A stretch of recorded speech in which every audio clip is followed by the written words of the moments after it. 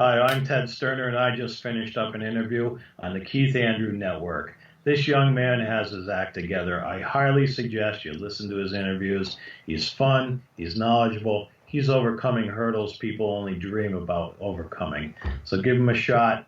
I'll see you on the other side, and I'll see you again, Keith. Thank you.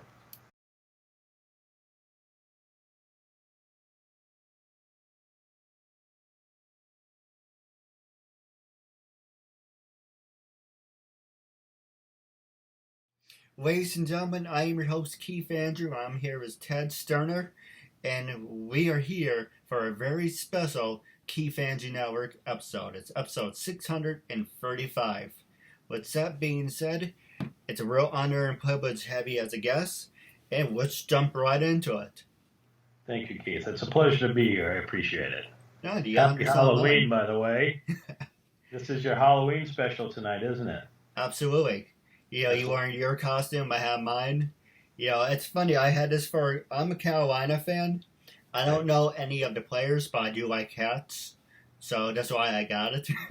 So you're not a fanatic fan, you just enjoy watching the game, and yeah, I don't blame you. I do the same thing with the Patriots. I don't get involved with all the man gossip and all that. I just like to sit down and watch a game with my boys and my family. So I'm right there with you. I like your what do you call it? Your belt too. That's classy. But no, thank I you for having me appreciate it. tonight. We finally got together. That's good. No, absolutely. Now, the first question, I sure that you are a professional actor, but the thing that really caught my interest is maybe you can clarify what this means. You're a Bicoastal? Yes, actor. What's that mean? Okay. First of all, I call myself a professional because I do get paid. I get paid for my commercials. I get paid for my time in one way or another. And I'm not afraid to travel. I travel for the railroad full time in communications anyway. So overnight, I'm 5-6 hours away. It's just that's a fact of life. I drink a lot of coffee and 5-hour energy. But I am a professional, albeit yet still a non-union actor. There's not a lot of union work where I am. But that should be changing by 2020. Anyways, a bi-coastal actor, you're going to be hearing more and more of that lately. You'll be seeing, I know, some bi-coastal agencies for agents, bi-coastal managers. With the advent of this great internet we have, and it's really becoming quite useful, these people can actually have virtual offices or smaller offices with part-time staff doing internships on both coasts. Up here around Boston, New York, and it's really starting to be in their best interest. I started calling myself a bicoastal actor when I started not just working, when I began doing background out here, but when I started my first exposure to Discovery, Investigation America, I think it was. Almost immediately, I started connecting with people from the other coast. At that time, I had an agent out here in North Boston, and I was getting hooked up with production companies from the West Coast and doing work over here. I went over to LA a few times, so I consider myself a bi-coastal actor. Does that clarify it? Yes. All right. You're going to hear it a lot more, I think. Definitely. Yeah, it's funny you should mention that because you work on one coast to the other. And it's funny because the Keith Andrew Network started off small. Now it's globalized. I interview people in Canada, England, Japan, Germany.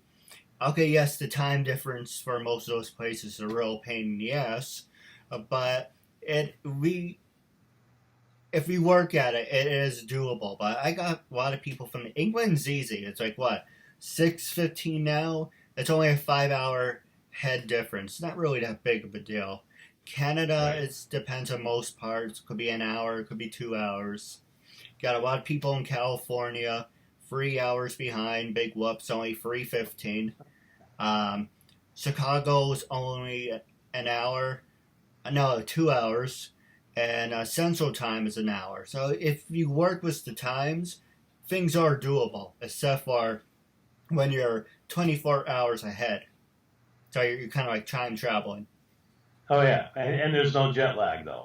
Right. Well, you hear about people that have successful businesses. They don't spend their time sleeping. I know Tyrone Tan, Indy 100 Radio out of LA, Staros TV.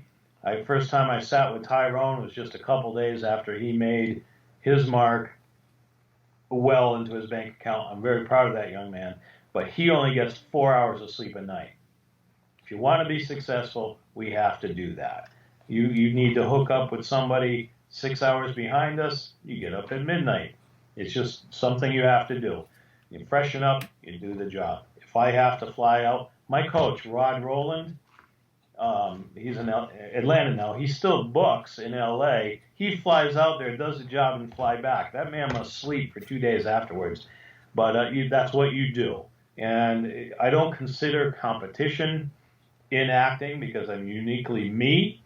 And if I'm who they want, or I can give them what they want, I don't worry about the competition. So take the job, go out and do the job, and make everybody happy. Know what your job as an actor is. But the simple fact is, sometimes I get up at 1 a.m. or midnight, and I'm driving to New York. You just do it. And when you're done, you're glad you did it, and you realize that you're living a dream. You're not just dreaming it. So, I know, I can tell looking at you, you love it. You love doing your podcast. And it looks like you've had like 1,000 guests. How many guests have you had? Officially or unofficially? Whatever is safest for your business. Or my insanity. Unofficially, you should have been 936. Officially, 600.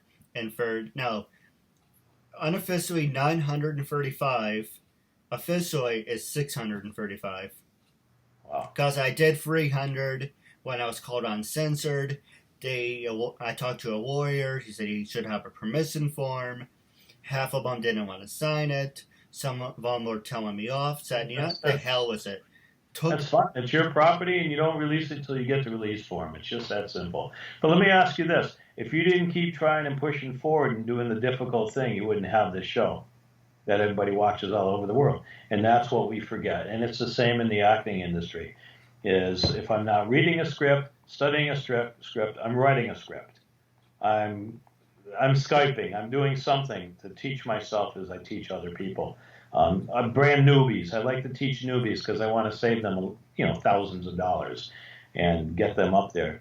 And I can get them up there on a great set to see if it is really what they want to do. That's what I do. Some kids, they bust mom and dad for thousands of dollars, like a young lady I know, and right when the agent says sign here, they say I don't want to do it. I've been doing it for you.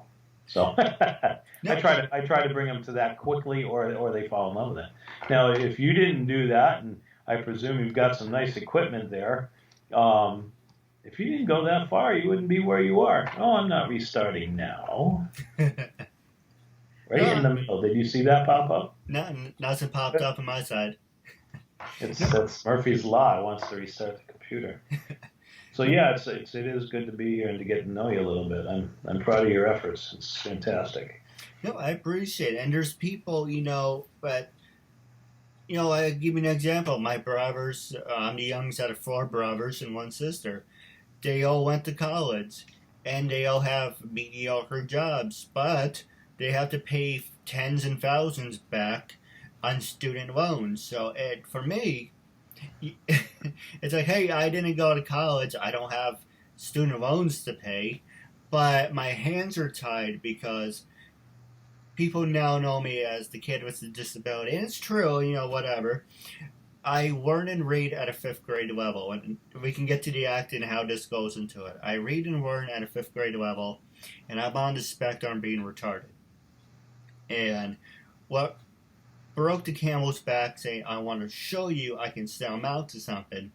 Right. My brother before me said to my dad, I don't know what to do with my life. I have, and to be honest, he is an idiot because my dad gave him an opportunity because he went to college and works in something in broadcasting. I can't think of the name, but it's something in broadcasting. And my dad said, hey, I know someone who can help you get into ESPN. You like baseball. He turned it down. And, so, hey, you see an opportunity, take it. But then there's other things where it was like, what about me? What about you? You read and learn at a 5th grade level. You piss people off. You're not qualified. You're not capable of holding down a job. And you're going to be a burden and you're going to be in a group home for the rest of your life. So I said, screw it. I'm going to show you what a person with a 5th grade education can accomplish. And for 6.5 years, I've been busting my ass. This is what I want to do until the day I die. Right. I'm not saying that to say be funny. I'm not saying that to be cute. I swear to God in my life, this is what I want to the day I die. So you're in it for the long haul then. Absolutely. Well, I think you're going to have great success, actually. So when you finally hit that rock bottom and realized you had to do something, that must have been pretty painful, huh? I can imagine. Yeah, our pride gets wounded really easy. But, I'm thinking about Ivana Chubbuck's book, The Power of the Actor, which is a good read. It really is entertaining. She really looks at what drives us to change is the excruciating pain. It really does. It's changed me.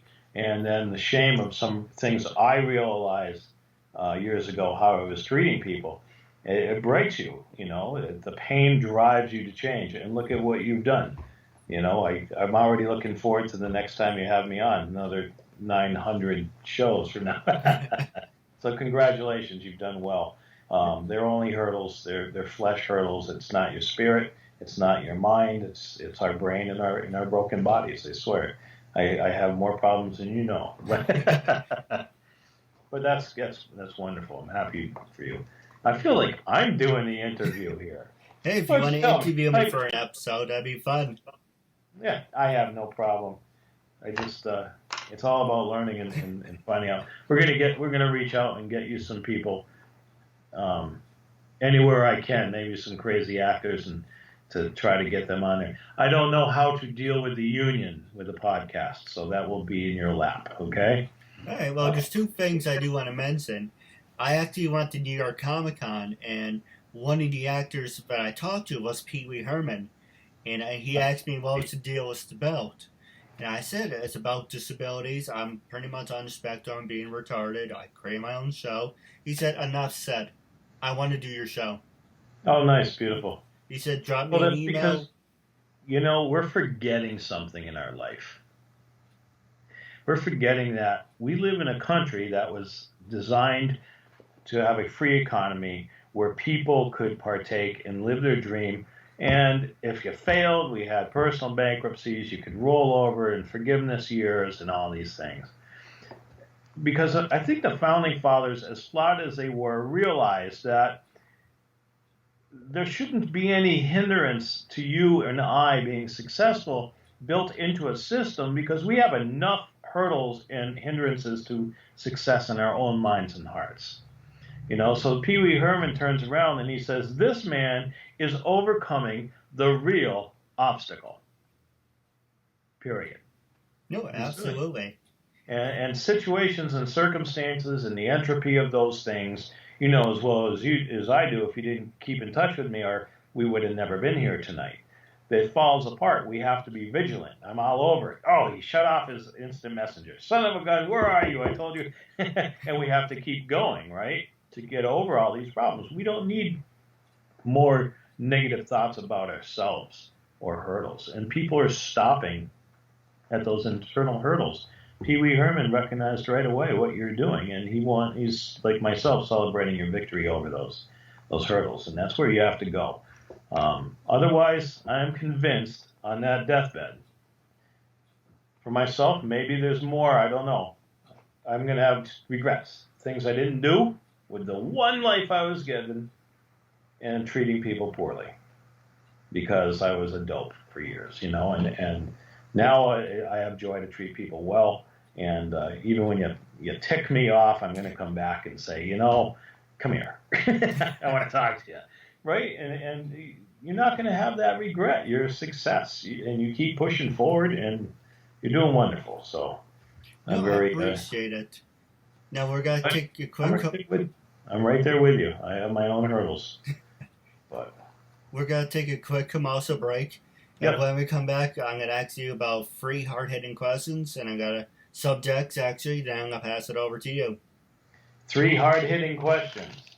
I won't say what it is, but it's got to be really interesting. All right. I'll do my best.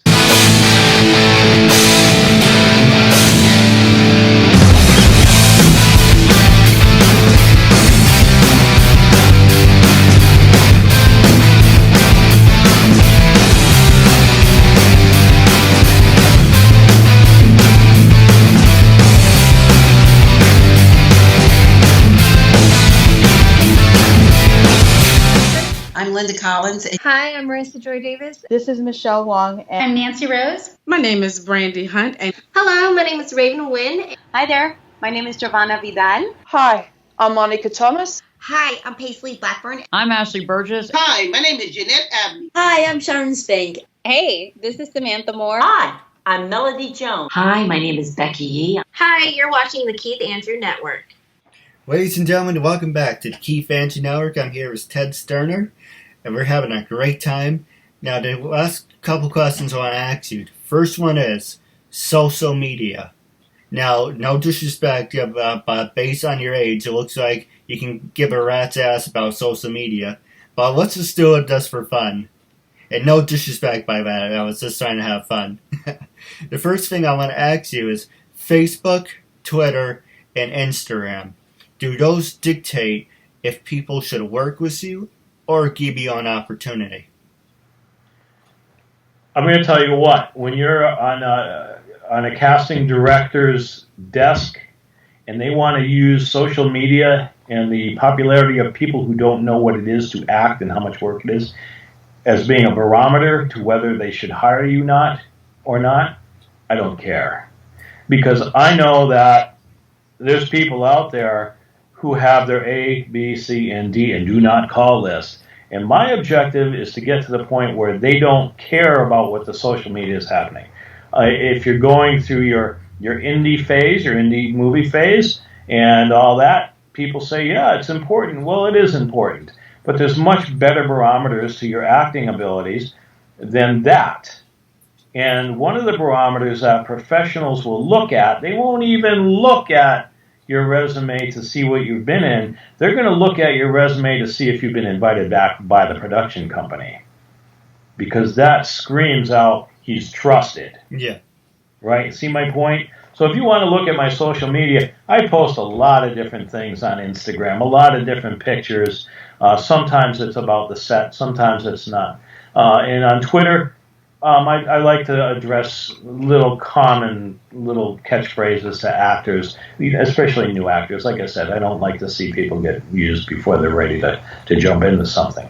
And we can do that to ourselves. So you go there, it's all different. Of course, my Facebook has been recently hacked, so I'm trying to deal with that before I create a new page. But as far as whether someone's going to hire me or not upon Facebook, well, why don't you go to a better professional site like LinkedIn and get a pro look, or IMDb, and see if my credentials are real. And by the way, you don't want to put everything on IMDb either. You can get in trouble with some producers. So you don't put everything everywhere. Where I want to go, those casting directors, my agent coming, I have a manager I picked up last week in Atlanta. My agent coming for this move is not going to be looking at my social media except to see who you're associated with. If you're involved with embarrassing things that might get them in trouble and seen it as not professional, you might have a problem. The porn industry, people who are into drug culture or something like that is not going to be welcomed by professional people. They don't want to associate with that because it might rub off. I give you an example. It's funny you should mention that. I came across this actor, and I didn't care about his personal life or whatever he's going through. His name was Robert Coffey. He's a good actor. You know, he's an up-and-coming actor. And as soon as we did the interview and I posted it, I got a shitstorm of comments. And I don't know if they're true or not, but it's like, why are you working with him? You know, he's a dirtbag, blah, blah, blah. He's this, he's that. And all that. Then he's like, oh, that's from my ex-wife. Or that's from my ex. And I'm like, and one of the comments that rubbed me the wrong way, it's like, it's fine, guys want to say whatever, but once you drag me into it, that's where it pisses me off. And it says, Keith, you should be a little more selective who you work with. I didn't go digging, in his background. I saw a professional actor. I'm like, okay, I like interviewing professional actors. I didn't know that. You had a very clean persona and brand on social media. Yes. Yeah. That's why when I'm doing a coaching for, I first sit down with somebody. Just happened last week. I sit down and say, look, you've seen a lot of creepy stuff on my website. You've seen a lot of footage here or there floating around. Here's my references. Okay? I'm not the creepy cop. I'm not the creepy killer. They're fun to play, right? Right. Like, here's my references. And I always encourage it. And feel out. I just feel out, I come right out front. So who's trained you? What do you have for acting classes? And usually they go, so what about script work? Why don't you read the script with me? And then I'm honest. I say, no, actually this last woman, she was a young lady. She was fantastic. She didn't misrepresent herself. But yeah, I have to work on getting you some good, solid reputations. But that happens. That happens. I run into producers all the time that just lead me on. My first big movie, it was in L.A. I forgot what announcement magazine it was that I was going to be in this European movie. He went that far, and he just could not do it. It was another attempt at doing something that was not going to happen. So you do get involved with it. It doesn't stick. Let it roll off your back and continue on. I've lost equipment, things like that. I don't care, because those hard feelings in your heart and resentment are going to become a hurdle to you, being the personality that you are and the beautiful spirit you are when you're dealing with people. Or might get in the way of me being the creepy old guy on set someday, right? You don't know, but just let it go and it happens. So there's one very social media. No, I don't think it's going to affect me at all. Well, let me ask you best. If someone said to you, and you say you're an agent, and you say, like you were just saying, you can help me get people and everything. Actually, I'm going to hold you towards that. But the reason I bring it up is because I met someone else, and I'm going to compare you guys. If you said, I'm trying to find the words for it. If I said to you, I want to know some of your references, or recommendations, who did you reference, who did you present, I want to hear some feedback. And say, yes, I worked with Tom, I'm Ted, I worked with Ted, he's a great guy, you can talk to him, when I asked this guy at this company, can I hear some feedback from your, I'm bustling the word, references. He said, no, I don't have time to give you any of my references. Yeah. So right there, saying I don't have time to give you my reference, and you can't talk to any of my references. Is you think that guy's rigid, or you think he's hiding? I wouldn't even deal with him, because there's no reason why I shouldn't give you references. I worked alongside of Jack Black, had a good laugh and everything. I'm not going to use him as a reference. He's not going to remember me. But I'll give you, for honesty, my former agent. You can call her. People I know. I'm going to give it to you. Here, go ahead. I have nothing to hide. Yeah. You're in business with somebody, and effectively, you and I are in business together. No. Remember what we talked about earlier, personally? Yeah, there's a reason for that, There's a reason for that trust. You watch out, you begin watching out for each other's back. Going, dude, it doesn't sound right. It does not sound right. I don't have time for that mess. Because you might invest more money and time in something that's a fraud. And if that's what they have to do to feel important, I'm sorry that they're in that place in their life. But, it's going to bite them. It's going to bite them. He said, I know people from I can tell you the name off the air. Like, I know people from Jurassic Park, and I can get you on this and get you that. Sign a contract. Okay, next day. Did you sign a contract yet? No. a day later or so, did you do the contract? I said, my dad wants to see some of your references. Yeah. Want me to talk to some of the people you work with, and I could talk to him. And I said, oh, hey, he's mutual friends with someone who I interviewed. I asked that person, like, yeah, I have no idea who this person is. He just started to follow me. Yeah. It sounds like he's trying to create a network incorrectly, maybe. But yeah, there shouldn't be any problem.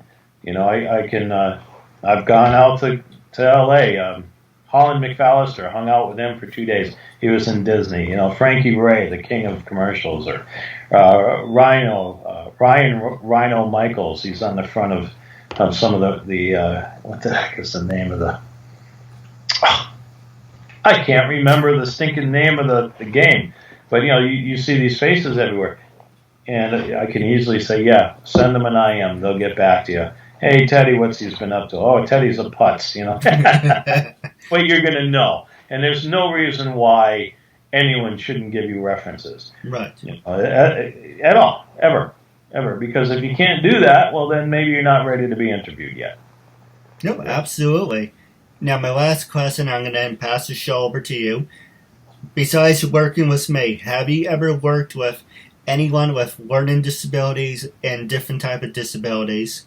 And are you willing to work with anyone in the disability community? Working on set, no. I've worked with people with disabilities at various places for employment. That was quite a long time, you know, before I started acting 5 years ago. But no, I don't have any problem with it. We have disabilities in our own family, right here at home. So, you know, and I have my own disability, my own learning disability. It gets in the way and bites me once in a while. But, no, I would love it.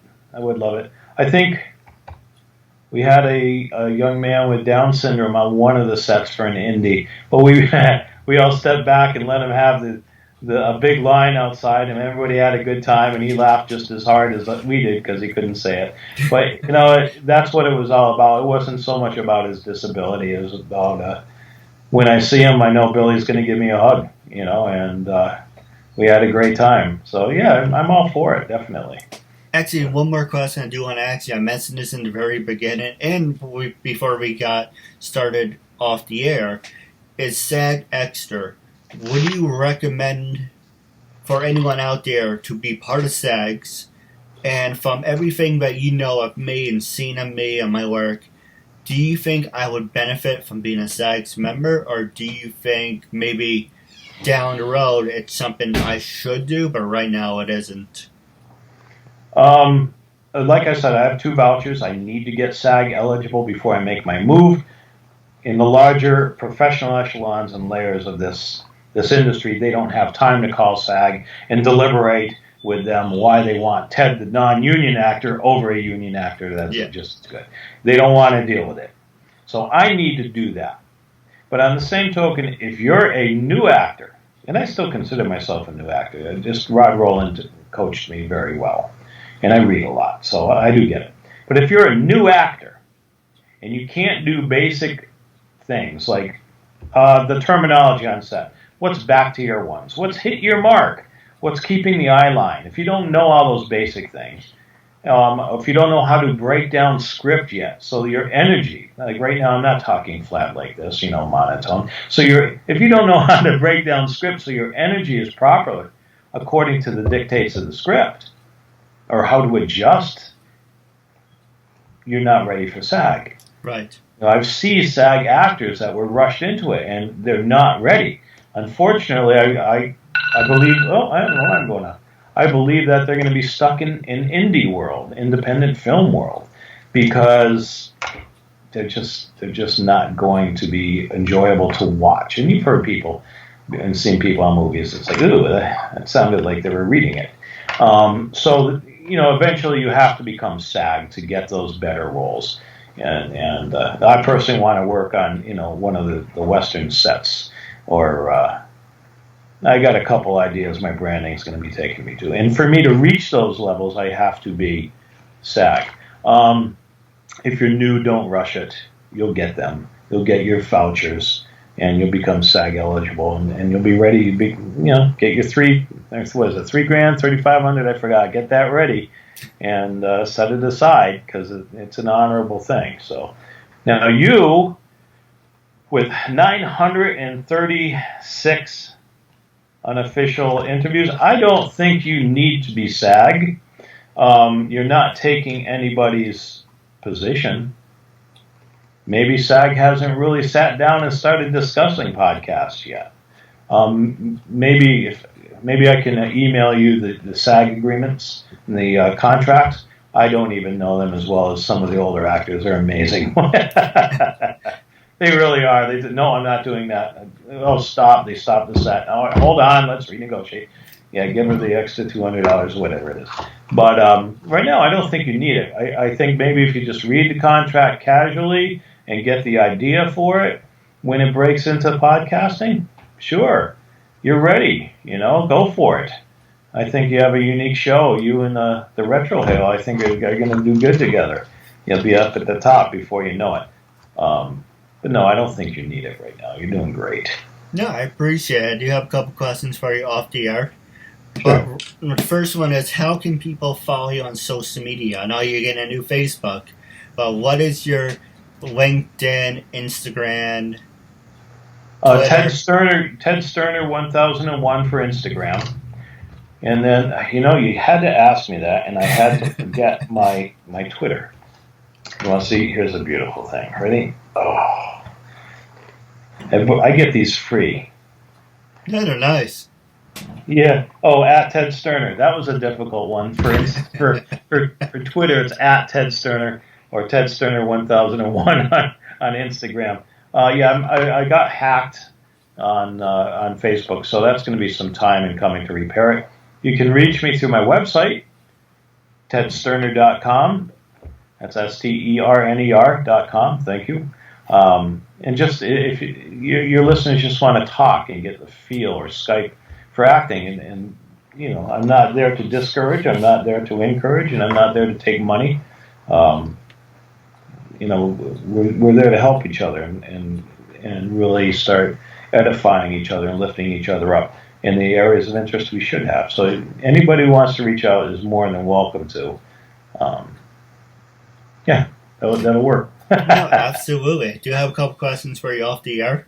But wrapping up, when I first approached you to be a guest on my talk show, what was your honest reaction when you first got it? What made you say yes, and how do you feel now? Actually, I didn't have a negative reaction. Like I said, I'm proud of you. I said, oh, wow, look at this guy. Awesome.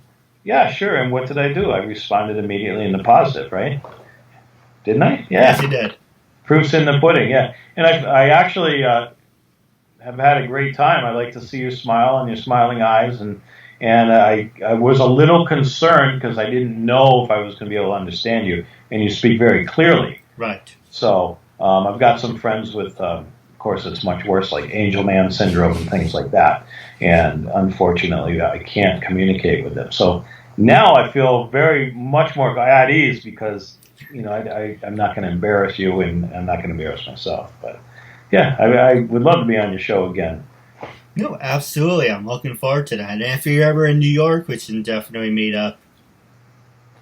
Definitely. Well, you have my email. Send me your location so we can meet up for. I don't know if you have any dietary restrictions.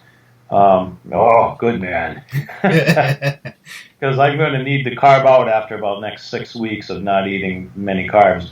He'll be like, pizza and buffalo wings. Yeah, that sounds good. Yeah, we'll see what happens. I've got the house sale going, and things are rough right now. But yeah, I have no problem with that. No, absolutely. Now, stay tuned. I do have a couple questions for you off the air. But wrapping up, it was a real honor and privilege having you as a guest, and I'm looking forward to part 2 down the road.